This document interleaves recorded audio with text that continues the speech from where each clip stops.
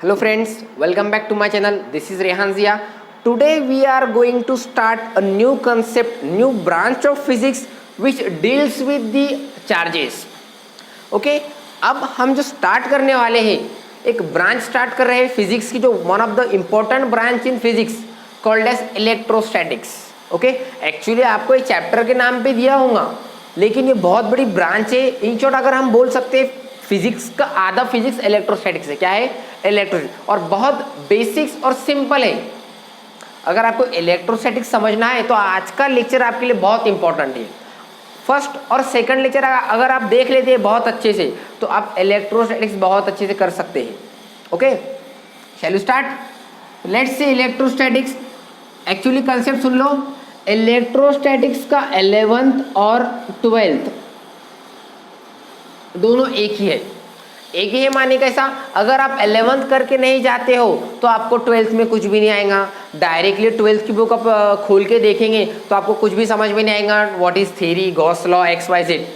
First of all आपको 11th समझना पड़ेगा. 11th के अंदर ऐसे कुछ कंसेप्ट है जो आपको जानना जरूर है, देन आप 12th की इसमें जा सकते हो. तो अपने स्टार्टिंग के लेक्चर पूरे 11th के रहने वाले हैं, जो कि मैं आपको नोटिस भी दे दूंगा या फिर एज इट इज लिख के भी दूंगा 11th के लेक्चर्स. देन 12th के लेक्चर पे जाएंगे, then NEET JEE CET. Okay, तो first of all electrostatics start करने से पहले आपको कुछ बेसिक ज्ञान या फिर इंपॉर्टेंस ऑफ दिस चैप्टर या फिर आपको एक बेसिक नॉलेज जो आपको पता होना चाहिए या फिर आपने एक्सपीरियंस किया होगा वो पूछता हूँ. एक कुछ क्वेश्चन से, जैसे आपने नेचुरली देखे होंगे. क्या आपको लाइटनिंग पता है? बिजली चमकना. क्या रीज़न पता है आपको? What is reason behind the lightning? या फिर जब अपन चेयर, प्लास्टिक चेयर के ऊपर बैठते हैं और बैठने के समय हम किसी से हाथ मिलाने की कोशिश करते हैं या फिर हाथ मिलाते हैं तो हमें एक स्पार्किंग या फिर एक क्रैकिंग का साउंड सुनाई देता है when we touch another person. तो वहाँ पर एक कुछ फिनोमिना है. क्या उस फिनोमिना का रीज़न आपको पता है? या फिर इससे भी थोड़ा बेसिक अगर एकदम नॉर्मल एग्जांपल की बात की जाए तो विंटर सीजन के अंदर जब हम स्वेटर निकालने की कोशिश करते हैं तो हमें क्रैकिंग वाला साउंड सुनाई देता है, बराबर है, एक स्पार्किंग वाला फीलिंग आती है. तो क्या उसके पीछे वाला रीज़न आपको पता है? और एक एग्जांपल की अगर बात की जाए तो एग्जांपल हमारा अपना स्कूल वाला एग्जांपल. जब अपन एक 7th 8th में थे तो हम क्या करते थे, स्केल जो हमारी मीटर स्केल होती है उसको हम रफ करते थे हमारे हेड्स के ऊपर, ड्राई हेड्स के ऊपर जब हम रफ करते थे उसके बाद पीसेस ऑफ पेपर, अगर पीसेस ऑफ पेपर रखते और उस स्केल को हम उसके नज़दीक लेके जाते तो हमें उस पीसेस ऑफ पेपर और स्केल के अंदर एक रिलेशन देखने मिलता है जिसे हम अट्रैक्शन बोलते हैं. क्या बोलते हैं? अट्रैक्शन. तो क्या उसके पीछे का आपको रीज़न पता है? एक्चुअली आपको ये चैप्टर का जो बेसिक नॉलेज है 8, 9, 10 में बताया हुआ है, यस और नो, वो एग्जैक्टली उन्होंने पूरा कंप्लीट किया होगा. लेकिन मान के चलो आज हम फर्स्ट टाइम इलेक्ट्रोस्टैटिक्स पढ़ रहे हैं जिसके अंदर आपको कुछ भी पता नहीं है. बट ये जो एग्जांपल्स मैंने आपको बताया ये एग्जांपल आपने देखे हुए हैं और इस एग्जांपल के बारे में आपको जानना है. What is the reason behind this all examples. Okay, shall we start? तो first of all chapter start करने से पहले जो भी एग्जांपल्स मैंने आपको दिया उस एग्जांपल्स के पीछे की जो रॉकेट साइंस है वो है इलेक्ट्रोस्टैटिक्स. क्या है? इलेक्ट्रोस्टैटिक्स. आपको अगर सब कंसेप्ट क्लियर करना है तो आपको इलेक्ट्रोस्टैटिक्स पढ़ना पड़ेगा. चलो ठीक है सर, इलेक्ट्रोस्टैटिक्स नाम के ऊपर जाते हैं. क्या है नाम? इलेक्ट्रोस्टैटिक्स. ठीक है, क्या नाम के पीछे कुछ बहुत बड़ा राज है? चलो नाम के पीछे का राज हम निकालने की कोशिश करते हैं. इलेक्ट्रोस्टैटिक्स. तो पहले मुझे दिखा इलेक्ट्रो. इलेक्ट्रो का मीनिंग होता है चार्ज. क्या होता है?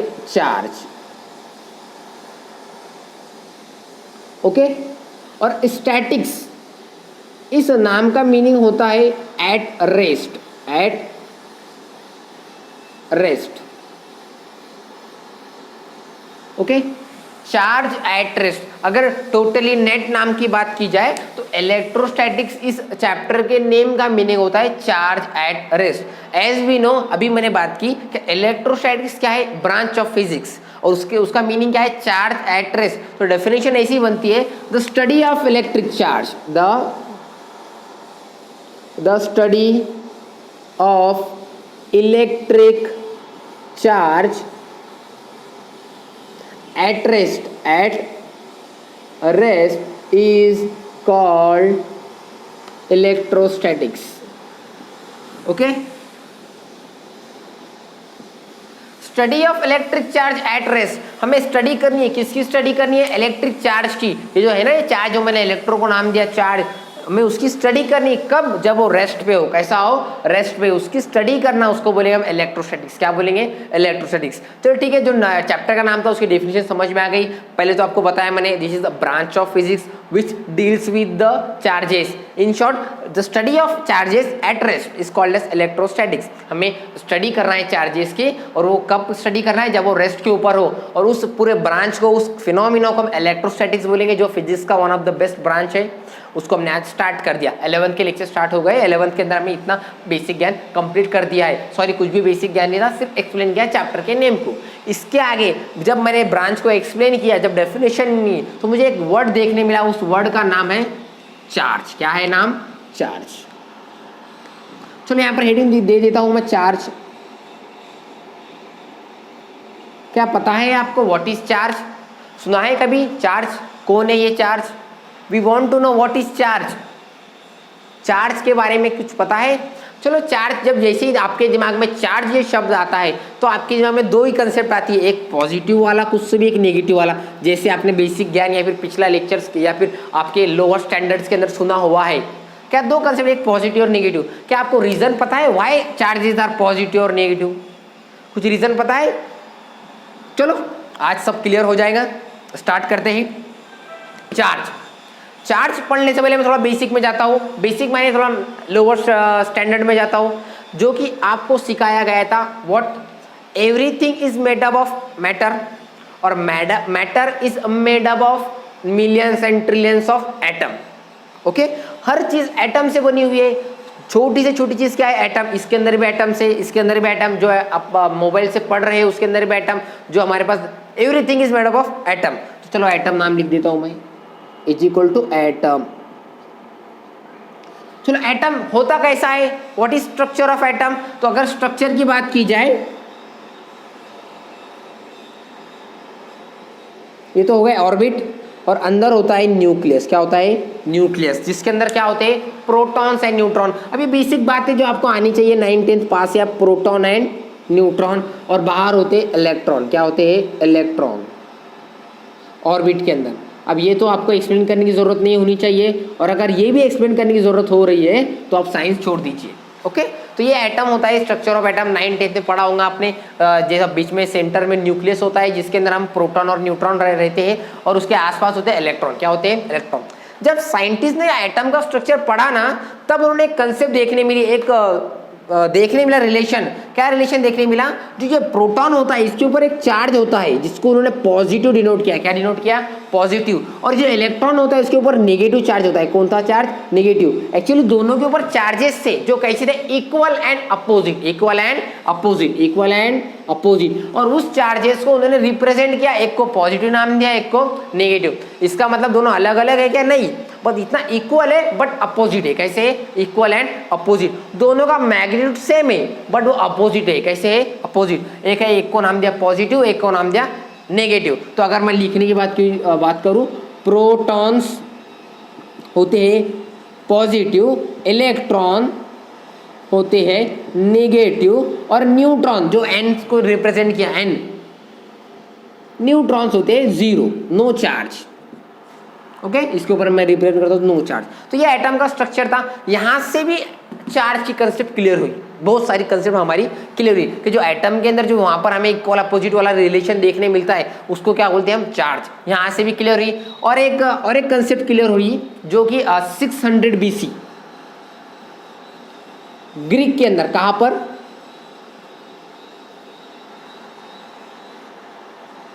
ग्रीक 600 BC, मतलब before Christ 600, near about 220 plus 600, मतलब नियर अबाउट 2500 साल पहले की बात है ये।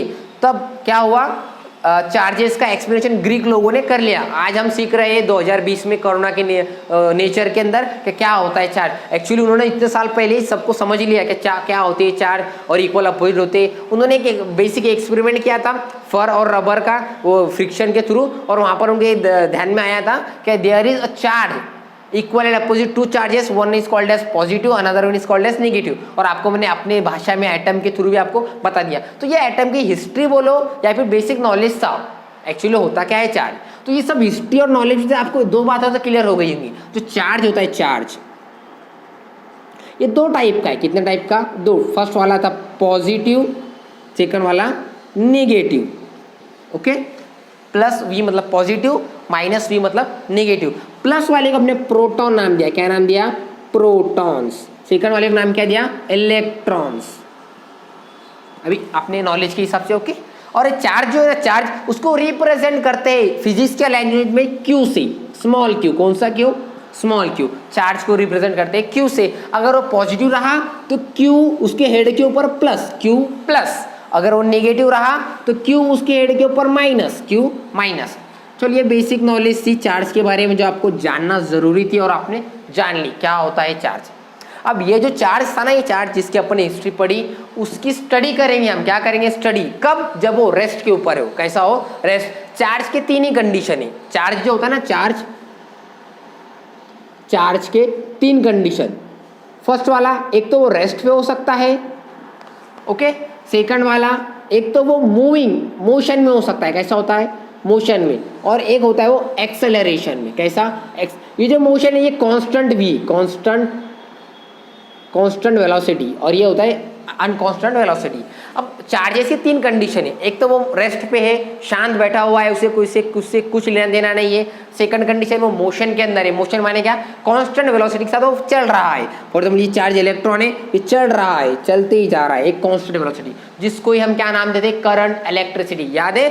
याद नहीं भी होगा तो आगे पढ़ने वाले, करंट, इलेक्ट्रिसिटी। जब चार्ज एक पर्टिकुलर सेम स्पीड के साथ चलता है ना, उसको बोलते हैं करंट, इलेक्ट्रिसिटी। और एक्सेलरेशन आपको आगे आने ही वाला है। तो ये दोनों से हमें कुछ लेना देना नहीं, हमें बस इतना याद रखना है, चार्ज जब रेस्ट के ऊपर है उसकी स्टडी करना माने इलेक्ट्रोस्टैटिक्स। क्या करना? इलेक्ट्रोस्टैटिक्स। तीनों कंडीशन बता दिया। ये नॉलेज आपको एक्स्ट्रा नॉलेज देने की कोशिश कर रहा था।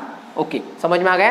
और जो सेकंड और थर्ड कंडीशन है उसके चैप्टर्स आगे आने वाले हैं, हम उसके बारे में अच्छा डिटेल में पढ़ेंगे। फिलहाल तो आपको चार्ज के बारे में समझ में आ गया। चलो, अब एक 5 या फिर बेसिक एकदम क्वेश्चन है कि सर चार्ज होता कहाँ पर है। अब ये मत पूछ लेना चार्ज होता कहाँ पर है, पहले ही बताया मैंने, चार्ज एटम के अंदर होता है। और एटम कहाँ पर है? हर जगह एटम है। हर जगह अगर मैटर है, अब ये भी एक एटम से बना हुआ, ये मैटर है, मतलब ये number of trillion billion atom से बना हुआ है। मतलब इसके अंदर नंबर ऑफ ट्रिलियंस ऑफ क्या है? इलेक्ट्रॉन है। इसके अंदर भी इलेक्ट्रॉन है, आपके पास भी इलेक्ट्रॉन है। मतलब हर जगह क्या है? चार्ज है। क्या है? चार्ज। तो सर ये जो चार्ज है, हर जगह चार्ज है आप बोलते हो, क्या इस चार्ज के वजह से हमें कुछ शॉक भी लगता है? जैसे आपने सुना होगा वायर के अंदर चार्जेस रहते हैं जो फ्लो होते हैं, उस वजह से हमें शॉक लगता है। तो क्या हमें यहाँ पर चार्ज पे शॉक लगता है? नहीं, ऐसा डायरेक्टली किसको भी शॉक नहीं लगता, क्योंकि हर बॉडी न्यूट्रल होती है। कैसे होती है? न्यूट्रल। अगर मैं इसकी बात की करूँ तो ये बॉडी न्यूट्रल है। कैसे न्यूट्रल है? ये किस चीज से बनी? एटम से बनी। किससे बनी? एटम। और वो एटम न्यूट्रल है। कैसा है? न्यूट्रल। हाँ, उसके अंदर कुछ पॉजिटिव है, कुछ निगेटिव है, बट वो बॉडी है neutral. Sir what is the reason behind the neutralisation? The reason is what? ये एटम है। ओके, मान लो ये एटम के अंदर 1 2 3 4 5 6, कितने? 6 इलेक्ट्रॉन है, तो ऑब्वियसली उसके जो प्रोटॉन है वो भी 6 ही होंगे। मतलब यहाँ पर अगर एक गणित वाला नॉलेज लिखता हूँ मैं, गणित की भाषा में लिखता हूँ, अलजेब्रिक भाषा में, तो इसमें इलेक्ट्रॉन कितने हैं? -6। इलेक्ट्रॉन को रिप्रेजेंट किससे करते हैं हम? माइनस से, -6। और प्रोटॉन भी कितने होंगे? +6। -6 + 6 = 0। मतलब total charge, net charge on atom is 0। Net charge on atom is 0। तो इसके अंदर लाखों करोड़ों एटम है, सबका चार्ज 0। अगर सब एटमों का चार्ज अगर 0 है तो बॉडी का चार्ज भी क्या रहने वाला है? 0। लेकिन कुछ ऐसे सब्सटेंसेस है, पर्टिकुलर सब्सटेंस जो पर्टिकुलर कंडीशन के अंदर वहां पर चार्ज तो 0 होता है, लेकिन उस बॉडी में से उसका कुछ चार्ज बाहर चला जाता है। कोई तो भी एक चार्ज बाहर चला जाता है। मान लो एक बॉडी लेता हूं मैं, कंसेप्ट बहुत अच्छी है, सुन लो अच्छे से, इंटरेस्टिंग है। मैं क्या अभी क्या बोला आपको?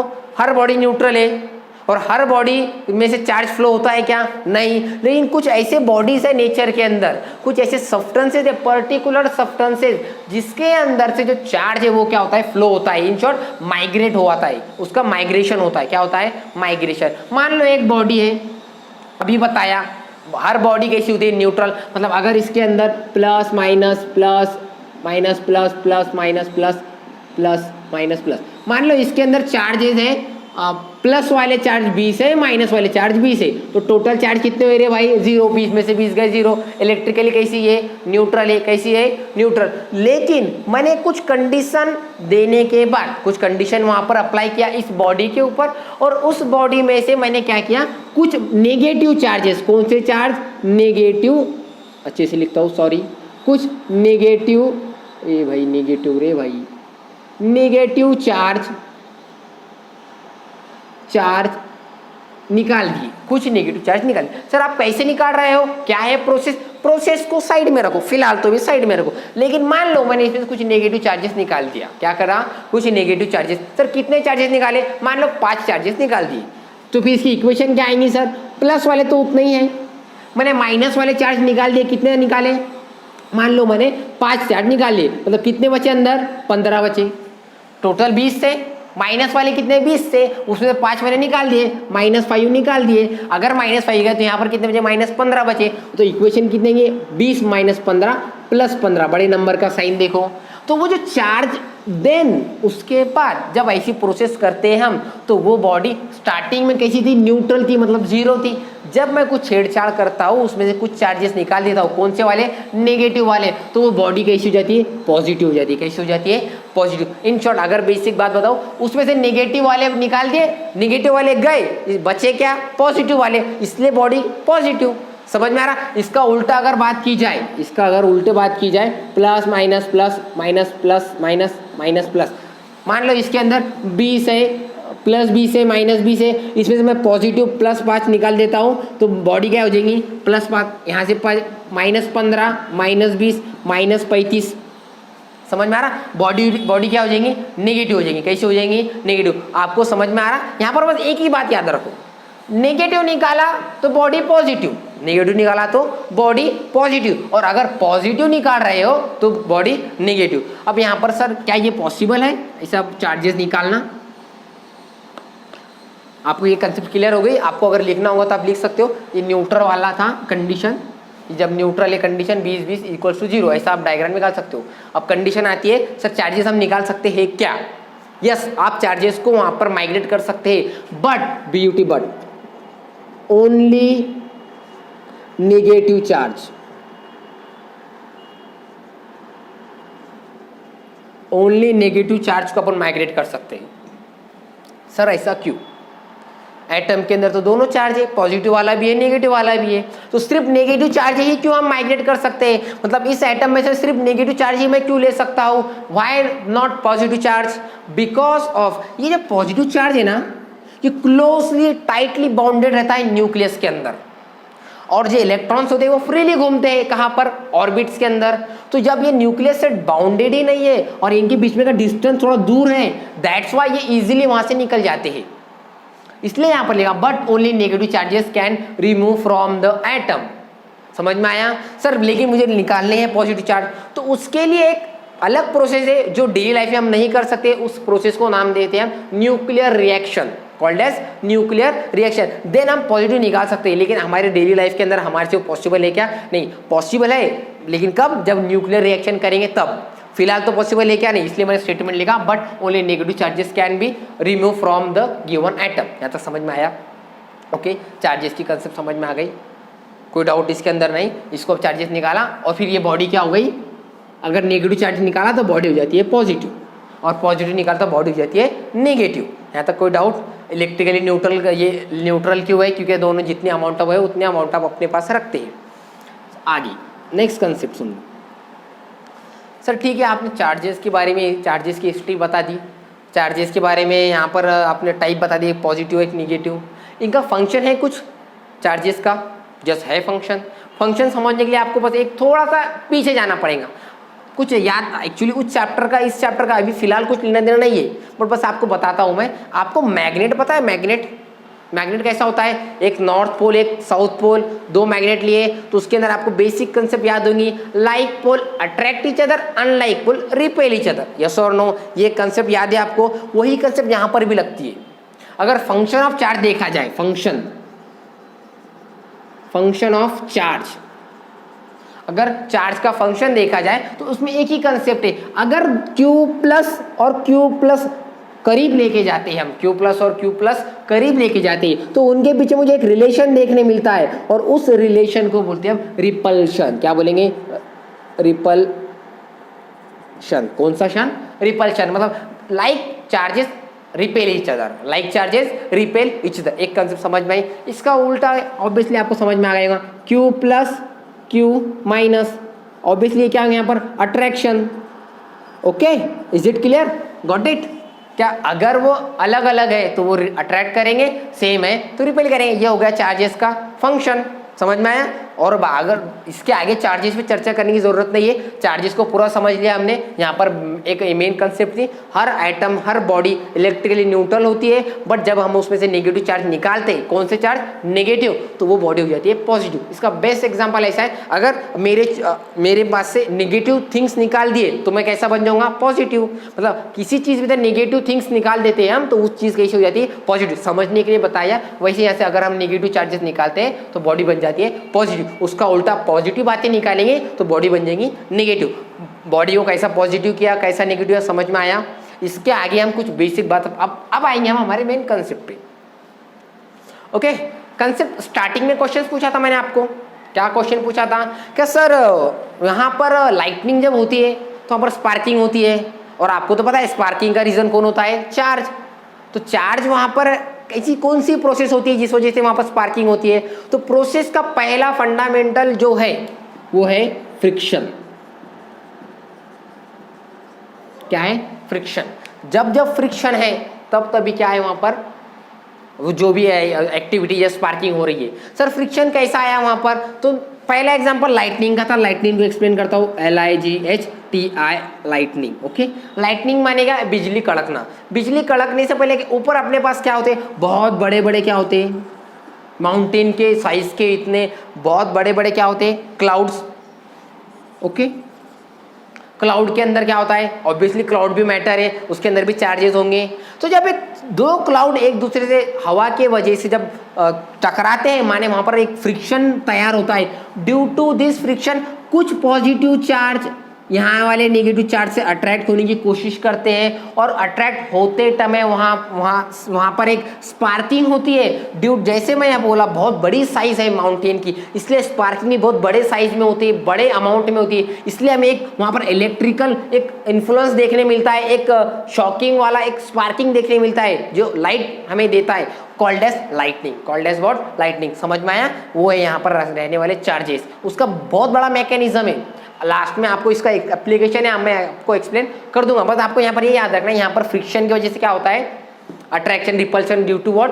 वहाँ पर स्पार्किंग होती है। सिमिलरली जब फॉर एग्जांपल मान लो स्वेटर वाला एग्जांपल दिया था स्टार्टिंग में आपको मैं, अपने बॉडी में मान लो पॉजिटिव चार्ज है, मान लो पॉजिटिव चार्ज है, और अपने स्वेटर के ऊपर कौन सा चार्ज है? नेगेटिव। जब हम स्वेटर पहन लेते हैं तो पॉजिटिव और नेगेटिव का क्या होता है? अट्रैक्शन। तो उनमें एक बॉन्डिंग बन जाती है जब स्वेटर मैंने पहन लिया। ओके, अब पहनने के बाद दिन भर में घूमा इधर उधर, और विंटर सीजन चालू है, और विंटर सीजन चालू रहते में जो स्वेटर के बीच में और मेरी बॉडी के बीच में रहने वाला कनेक्शन कौन था? अट्रैक्शन। जब मैं स्वेटर निकालने की कोशिश करता हूँ तो उनकी बॉन्डिंग टूटती है। जब बॉन्डिंग टूटती है तो वहाँ पर एक स्पार्किंग वाला, एक क्रैकिंग वाला साउंड सुनाई देता है, और उस साउंड को बोलते हैं हम स्पार्किंग ऑफ साउंड। ओके, उसको वो भी एक उसका रीजन था, और बाकी आपको वो एक रीजन तो पता होगा। अब ये जो रीजन आपको बताया मैंने फ्रिक्शन वाला, ये वाला, इसको अगर हम डेफिनेशन थ्रू अगर एक्सप्लेन करने की कोशिश की जाए तो दो ही मोड है। वो मोड को नाम देते हैं हम फर्स्ट वाला, सेकंड वाला। फर्स्ट वाले को नाम देंगे conduction, conduction of charge,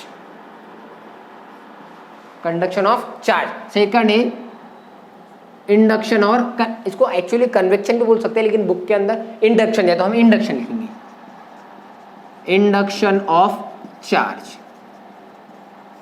heading थोड़ी सी बहुत बड़ी लिख लिया मैंने, चलो अच्छा है, कोई होता नहीं, कुछ नहीं होता उससे। Conduction and induction. कंडक्शन क्या है, इंडक्शन क्या है? जैसे मैंने आपको बताया फ्रिक्शन की वजह से चार्जेस का लेन देन, चार्जेस में स्पार्किंग, उसको बनेंगे कंडक्शन। जहां पर फ्रिक्शन है, जहां पर एक्चुअल कांटेक्ट है, वहां पर कंडक्शन। अगर कंडक्शन की बेसिक डेफिनेशन आपको पता होंगी तो क्या है डेफिनेशन? डेफिनेशन आपको अगर पता होंगे, कंडक्शन अगर आपने पढ़ा होगा स्टार्टिंग में, बेसिक डेफिनेशन ऐसी होती है, actual migration of matter, actual migration of matter. Actual migration of matter मतलब यहाँ पर माइग्रेशन हो रहा है किसका, मैटर का, तब उसको हम कंडक्शन नाम देते हैं। पर यहाँ पर किसकी बात चल रही, चार्ज की, तो मैं यहाँ पर क्या लिखता हूँ, चार्ज, क्या लिखता हूँ, चार्जेस। मतलब actual migration of charges when is perform called as conduction of charges. जहाँ पर एक्चुअल माइग्रेशन हो रहा है, जैसे यहाँ पर हो रहा था एक्चुअल माइग्रेशन, स्वेटर के अंदर हो रहा था एक्चुअल माइग्रेशन, कनेक्शन बन गया था, उसको बोलेंगे हम एक्चुअल माइग्रेशन ऑफ चार्जेस। इसको अलग भाषा में अगर भी बात की जाए, actual real contact, real contact, जब दो बॉडीज रियल कॉन्टेक्ट में आती है, कॉन्टेक्ट में इसको बोलेंगे कॉन्टेक्ट, रियल कॉन्टेक्ट, तब होता है एक्चुअल माइग्रेशन, उसको बोलेंगे कंडक्शन। बाकी कंडक्शन वाली कोई बात नहीं है। अब और अगर इसका एग्जांपल या फिर डेमोन्स्ट्रेशन देना है आपको, तो मान लो मैंने क्या किया, ये बॉडी कैसे हो गई भाई, पॉजिटिव हो गई क्योंकि निगेटिविटी निकल गई, ठीक है। बॉडी को यहाँ पर लिखता हूँ मैं, ये सब पॉजिटिव वाली बॉडी है, ओके, +20 वाली बॉडी ओनली पॉजिटिव है। कैसे, ये सिर्फ पॉजिटिव, मैंने पूरे उसमें के जो नेगेटिव वाले चार्ज निकाल दिए और बॉडी को पॉजिटिव बना दिया, और पॉजिटिव बॉडी को यहाँ पर रखता हूँ मैं, ओके, इसमें कोई डाउट। अब क्या करता हूँ मैं, एक रॉड लेता हूँ, एक क्या लेता हूँ, रॉड, जिसको एक्चुअल कॉन्टैक्ट में लाता हूँ इस बॉडी के, जो बॉडी कैसी थी, पॉजिटिव, और ये बॉडी, अब इसमें क्या करता हूँ मैं, इसमें पॉजिटिव निगेटिव है, लेकिन निगेटिव जो निगेटिव है ना वो ज़्यादा है, नेगेटिव चार्जेस ज़्यादा है, पॉजिटिव चार्जेस कम है। मतलब इस बॉडी को किसकी ज़रूरत है, पॉजिटिव को, और इस बॉडी को किसकी ज़रूरत है, नेगेटिव को, क्योंकि यहाँ ये बॉडी तो पॉजिटिव है और ये बॉडी नेगेटिव है, तो दोनों को एक दूसरे की ज़रूरत है। और जब हम इसे कॉन्टैक्ट में लाते हैं, जब दोनों बॉडीज को हम कांटेक्ट के अंदर लाते हैं, तो यहाँ पर एक्चुअल माइग्रेशन होता है, पॉजिटिव वाले इधर आते हैं, नेगेटिव वाले इधर जाते हैं। तो यहाँ पर जो माइग्रेशन हो रहा है, ड्यू टू दिस माइग्रेशन, यहाँ पर गेनिंग और लॉसिंग ऑफ चार्जेस होते हैं, जिसको हम क्या बोलते हैं, कंडक्शन, क्या बोलते हैं, conduction. Okay, is it clear, कोई doubt, got it, okay, conduction समझ में आया। इसका उल्टा induction, actual migration does not happen in the induction, no